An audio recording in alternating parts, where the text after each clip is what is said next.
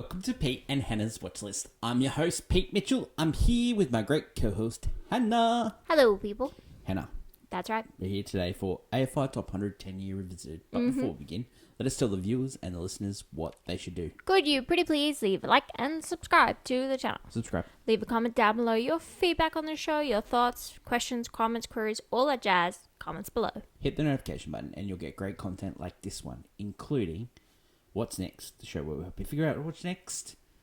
Bring Her Back, Phoenician Scheme. Available now. Today is AFI Top 100. Tomorrow is Movie News. That's right. Friday is Mailbag. Get your mailbags in. Pete and Hannah's Watchlist at gmail.com for some great... Advice? I'm just asking us questions. Oh. It was advice. You want advice. You want to give advice now. You think you're up to it giving advice? Sure. No. Awesome. So It'd be bad advice. get there for I can give Hannah's it. advice. We're looking forward to that. It won't be good advice, but it'd be advice. And including in that, we'll do a new tour of our media room. This is our second part. You already know our first part. We've used that for the last couple of months. Yesterday was What's Next. That's studio. And then now, this is the set for AFI Top 100. Uh-huh. Great times. Awesome. Great Yep. posters in the background. Great. Awesome. So let's get on to today's show. And it is movie number 25, To Kill a Mockingbird. Ah. Have you seen it before? No, I've never seen this one. Seen it many times. Read the book by Harper Lee. Where do we watch it? We own a copy on Apple TV. The elevator pitch. A daughter retells the story of her life in Alabama and about her father defending a man on trial for murder. This No, movie... it wasn't. What was it, murder? Oh, sorry. Not murder. Assault. Assault. Sexual assault, sorry. I gave a spoiler away then. We're getting there. We get there. Okay, so this movie was directed by Robert Mulligan. Screenplay was by Horton Ford, based on the novel, 1960 novel by Harper Lee. Produced by Alan J. Bakula. We've had Alan J. Bakula on the list before. We'll go through into that. Stars Gregory Peck. Narrated by Kim Stanley. There you go. Cinematographer Russell Harland. Edited by Aaron Stell. Elmer Bernstein did the music. Production company was Brentwood Productions. Universal Pictures did the distribution. Release date was Christmas Day 1962. Wow. Running time 129 minutes. Budget was 2 million and made 13.1 million. Let's have a look at some movies of 1962. It's one of the best movie years of all time. Tell me about it. In the Search of the Castaways with Buena Vista. Bon Voyage, The Intern, Buena Vista. Gypsy by Warner Brothers. Hatari by Paramount. To Kill a Mockingbird at number 6. Mutiny on the Bounty. MGM, another remake of it, yeah. The Touch of Mink. Oh, I love that movie. Universal. You're going to love this one. The Music Man. Ah, I love that movie too. Warner Brothers. Lawrence of Arabia, which is going to come back up on the list. Yeah. Columbia. And then The Longest Day, starring John Wayne. Yeah, one of the great movies. The Touch of Mink was number 4 on the list. I'll tell you, out of George Takei's movies, that one has Cary Grant in it. Very much older than her. Yeah. Yeah, it's not one of her best ones, but I enjoy it. Okay. I just find it so weird that it was so many people watched it. But she was kind of a box office darling. Okay. I forget how much. That's awesome. I'm just saying. Okay. I love Doris Day. So, when the book came out, it was hugely successful. It changed Harper Lee's life. Yeah? Not everyone was a fan. It was actually controversial at the time. Yeah, I could see that. We'll go into later, but it still gets controversial. Yep. By the time. A lot of people were trying to buy this.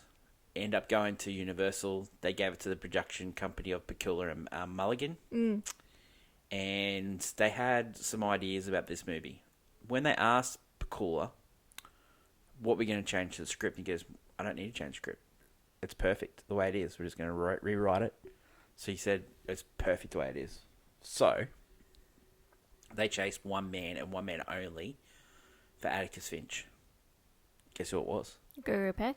Nope. James Stewart. That makes a lot of sense. They went hard at him. Yeah, no. But he was concerned that story was too controversial. For him, Yep. yes. At the Okay. time, Yeah. Universal's number one actor in the world, their number one billeted actor, their The number one one guy. contract guy, Rock Hudson, was offered the picture. Ooh, that's not his role. Right, so Rock Hudson was there, and then Pakula goes, That's not Rock Rock. Hudson's good, but can we get someone even bigger?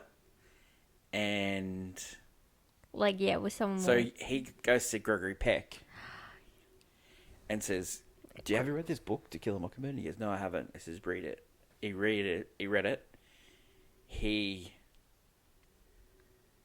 messaged Pakula straight away and said, "I'm doing this." So he became, And what a great choice. yeah. So the first day when he was on set, and Harper Lee talked about this in the DVD commentary. She was on there on set and she was crying, and Gregory Peck comes up to her and says, "Why are you crying?" And he goes, "You're just so much like my father." Oh.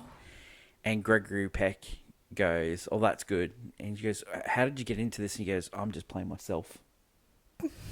I love Gregory Peck. So Gregory Peck, the research that he did for this role was just to be himself.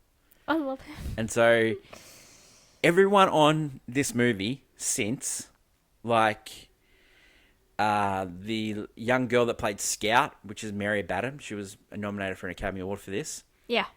to the day he died, they would contact each other and he would call her Scout and she would call her Atticus. Oh. Brock Peters, Tom Robinson, they became lifelong friends, right? So he played Tom Robinson, the guy that he's defending in the movie. At the funeral of Gregory Peck, guess who gave the eulogy? Oh my god. Brock Peters. Oh my and guess God. how he signed the eulogy off? Thank you, Atticus. Oh god. So that, like, everyone thought that this guy was Atticus. Yeah. So He embodied it Yeah. like no other. Yeah. other people that were sort of rumored to be lobbied for the role, rumored Pakula offered it to Spencer Tracy, Okay. I see but there that, was conflict. Not good.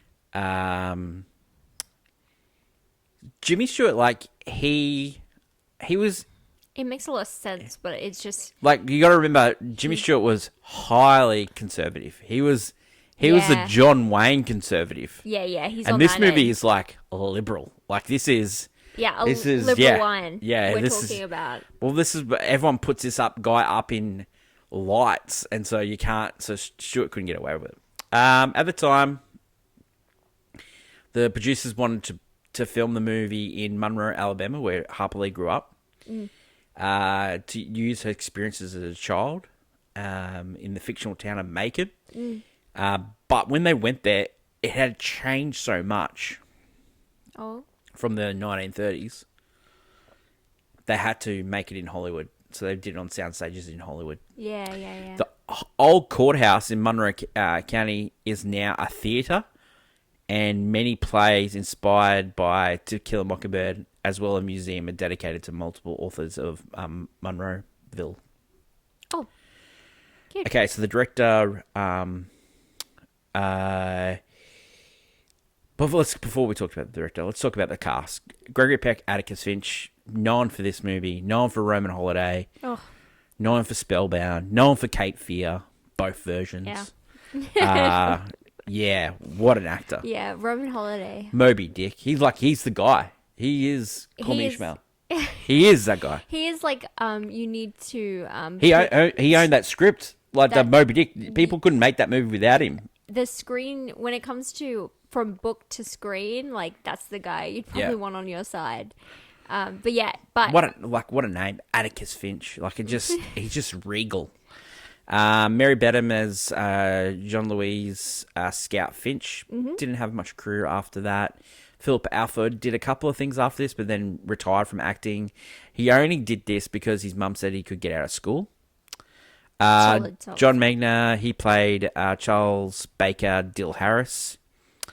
That is based on Truman Capote, because Truman Capote grew up with Harper Lee. Wow. And that when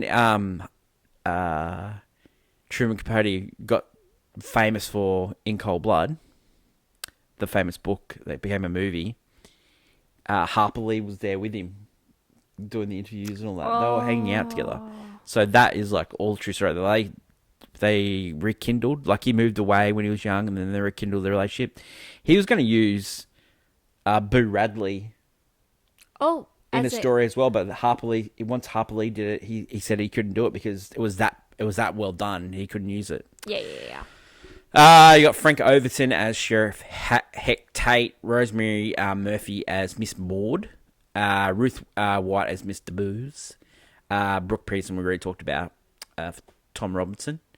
You got the great Robert Duvall as Arthur Boo Radley. James Anderson as Robert E. Lee Ewell. Perfect name for him. Bob Ewell, who is one of the worst characters of all time. Yeah. Okay. Director, Mulligan. He did this. He did also Love with a Proper Stranger, Summer of 42. Worked with Pakula for a long time. The writer,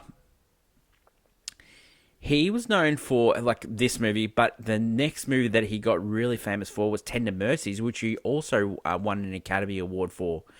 Horton Foote, he worked with Robert Duvall on that, and it was a huge Academy Award winner. Yeah. End up giving Robert Duvall his first Academy Award as well. Yeah. Bakula, we've already had him on this list for Sophie's Choice. We also had him for this list for All the President's Men. But he did Presumed Innocent. He also did Pelican Brief. We already talked about it. Bakula, he ended up dying in a car accident and never won an Academy Award. Despite, yeah. Yeah. Cinematographer, he did Atari and To Kill a Mockingbird in the same year. Also Witness for the Prosecution and The Thing from Another World. Whoa, so, yeah, some great movies. Wow. Composer, Elmer Burnside, he's been famous for like The Magnificent Seven, this, Far From Heaven, great movie.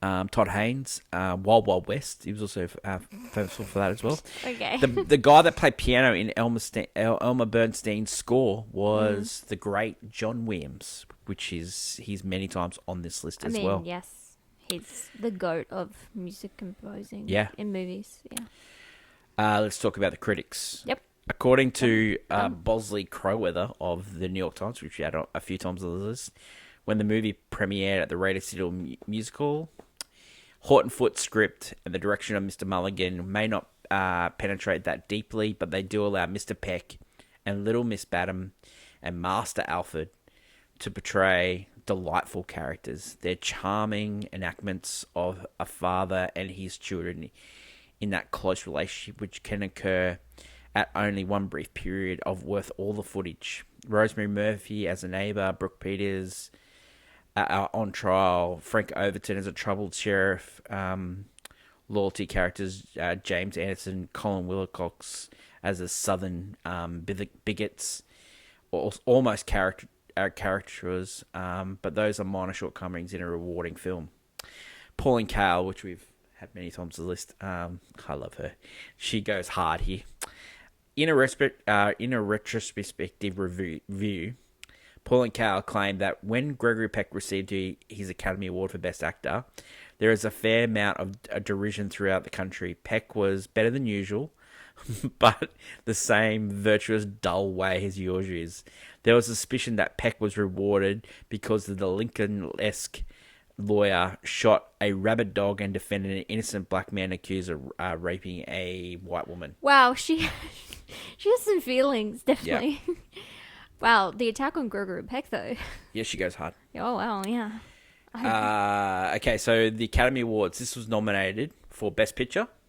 Yes. It was nominated for Best Director. Yep. It was nominated for Best Actor and won for Gregory Peck. It was nominated for Best Supporting Actress for Mary Badham. It was nominated and won for Best Adapted Screenplay for Horton Foote.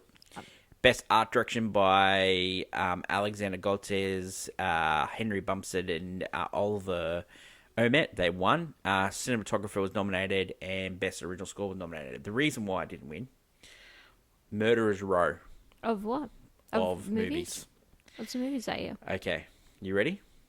We already talked about Lawrence of Arabia. Yeah, That was nominated okay, and won. that's Okay? unfortunate. Nominated also Longest Day. Also The Music Man. Also Mutiny in the yeah. Bounty. That is one of the best picture races. We've done these a few times. You know, the Forrest Gump one with Four Years of Funeral, Pulp Fiction. Yeah, But that one's bad. 2 movies. You could go To Kill a Mockingbird, Yep. Lawrence of Arabia. Crazy enough, you could even go Music Man. Music Man. You That was also just a Mutiny in the personal Bounty. one. Mutiny in the Bounty is great. Yeah, it's just Man, they're all that's great. like the third or fourth It's remake the Longest of Day, the same one. you know, the Saving Private Ryan of its time. Yes. Yeah, like it's just produced by the same producer of It's one of those that we'll have a few of those come up where this should have won, but it's like it's fighting in the same year as like this movie that, you know, it's higher on this list. Like we discussed, like 1939, Gone with the Wind took all these awards, but it's like you're fighting against the behemoth. What about the year when What are you gonna do? Rocky won, but it was up against all those great movies?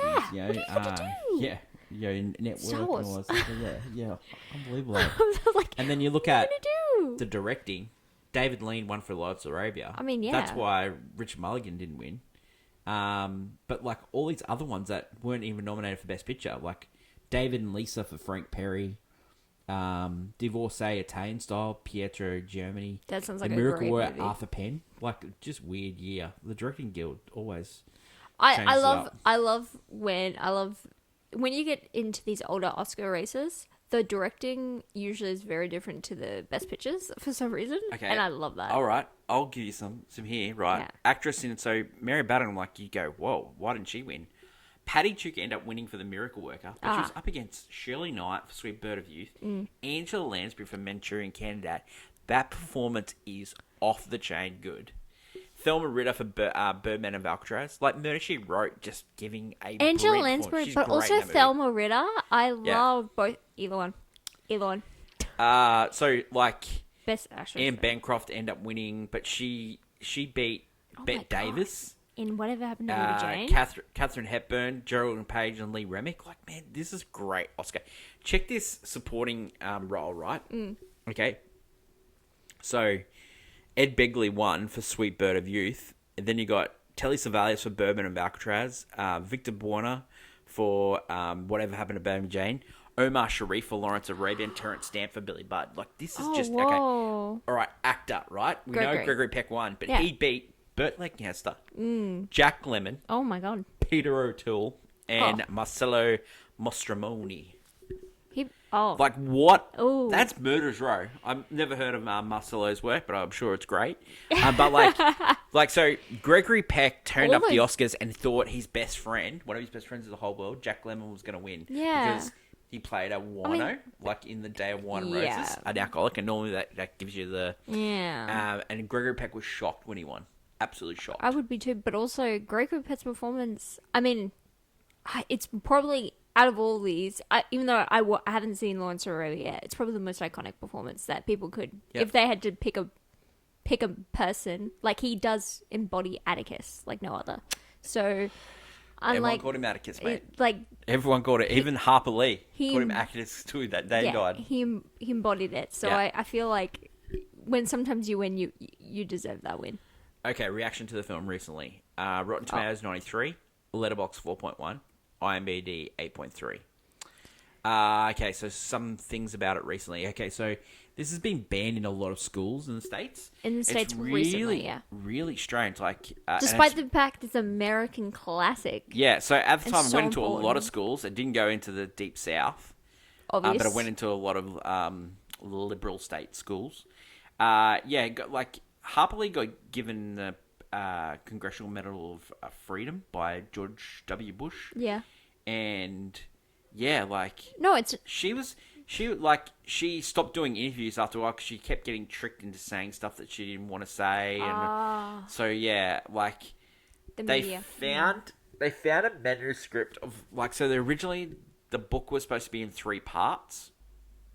I could see that. And To Kill a Mockingbird was the first part, and then there was a second part where It was called Go Set a Watchman, and the earlier draft, it was the early draft of Kill A Mockingbird. It was controversial release on July 14th, 2015, which the draft was completed in 1957. It's set 20 years after the period depicted to Kill A Mockingbird, but it's a continuation of the narrative. The early version of the story follows adult Scout Finch, who travels from New York City to visit her father, Atticus, in Macomb, Alabama, where she's confronted with intolerance by the community. The Watcher manuscript was believed to be lost until Lee's lawyer discovered it, but this has been widely disputed. So it was supposed to be that, then Go Set a Watchman, and then there was supposed to be a linking story. So it was going to be like a... Bridge, yeah. 3-book series, but she stopped writing after a while. She just couldn't... bring herself to do it. Yeah, so go again. That can happen, especially when you write something like that. So, like, personal. In 2018, there was a new adaptation by Aaron Sorkin, played by Jeff Daniels on Broadway. Won 9 Tony Awards, winning only 1. You really brought Sorkin into this? Had to. But I would like to say also the reaction to the film. It's like taught in many schools. There's like Especially in Australia. Yeah. All around the world, you'll hear like probably a lot of people had to read the book, watch the film. Compare it. When I went to school, we went to school at 20 years difference, but we were told to read a book on the holidays, came back, wrote articles about it, and then we watched the movie, and then I think we're supposed to do... usually have to compare the two, or you have to... No, we got told to rewrite a script. Okay, yes, that can happen too. Yeah, we rewrote a script well, with Robinson getting off. Okay, that's not a great... No, I would have been like, no, thank you. I'll write a different script. Like, no, I wrote a new version of the script with a Few Good Men band on it. Did he order the code red? Anyway, yes, but taught at school. Yeah. Simpsons episode. Simpsons. There's been so many, especially recent. There was like a whole episode dedicated to Homer and Lisa watch the movie together and then become obsessed with it, and she becomes the scout to his Atticus, and Homer has to. It's like It's really cute, but there's also previous episodes like Homer doesn't read books after reading To Kill a Mockingbird and finding out it wasn't about killing mockingbirds, but he did learn not to judge people. Yep. And yeah, it's referenced everywhere. It's very important. It's a very important cultural film and book and ideal ethics. The reason why it's been banned is because of the use of the word. The word in it? Yeah, it's used a few times. Well, yeah, no, 100%. That's one of the reasons why it wasn't. I don't think that bans it and because also the depiction of women in it. Yeah. Okay, I see it, but also... No, well, that's why it's controversial that... It's not that controversial. No, it's why it's controversial that it got dropped.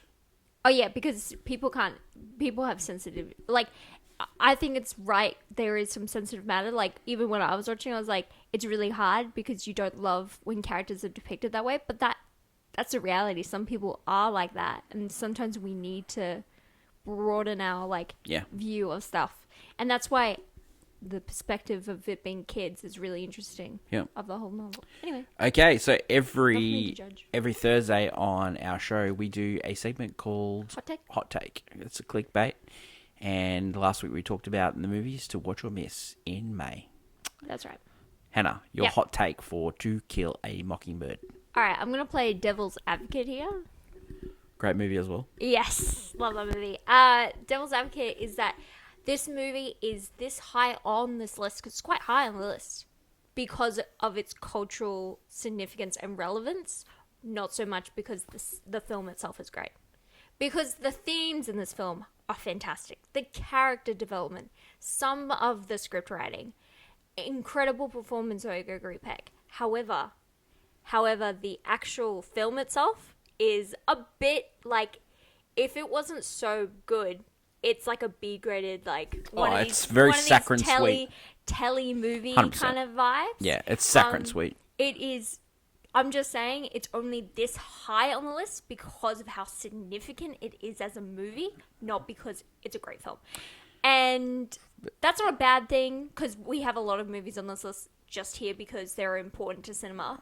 But this is not important to cinema. This is important as a ethics case, not so much the great film. I'll go you one better. My hot take is that the only reason why this is on the list is that Atticus Finch is the greatest One of the greatest. character in movie history, and he is the greatest father in literary history. He is put on the pedestal so high.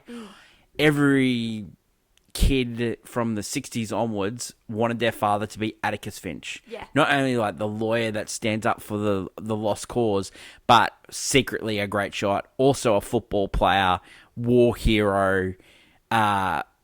Everyone in the town loved him, and Teaches his kids how to read. yeah, Despite people saying... yeah, don't do like right. put them to bed every night, and even when What the just whole opened town was it? against him, he stood up for them. Stood up for what the little guy was. Man, yeah. He like that's why this movie's on the list. Atticus Finch is top tier movie characters of all time. We're both like, this movie wouldn't be on the list Oh, if no. it wasn't... Oh, the better version of this movie is In the Heat of the Night. You mean the whole justice system Yeah, idea? I yeah. think yes, but also just like when it comes to because this one shows the courtroom situation, and Oh, there's a better courtroom movie, and it's on the list. you're gonna say a few good men. Sure, but witness for the prosecution. Like Oh,